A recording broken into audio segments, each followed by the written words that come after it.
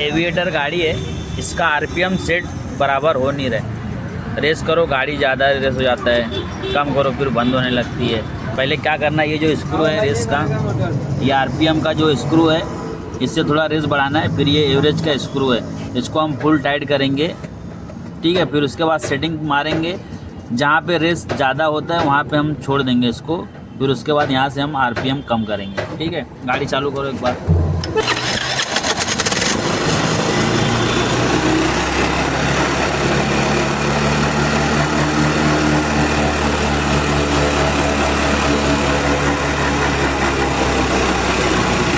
ये रेस मैं बढ़ा दी हूँ। अब देखो ये एवरेज का स्क्रू है,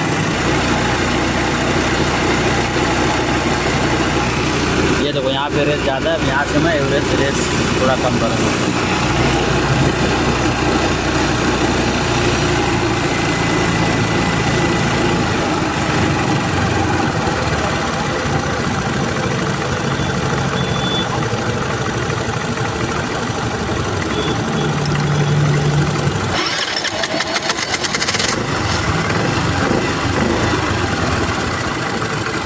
हो गया, सही हुआ, ठीक है। ये हमारा सेट हो चुका है, ठीक है।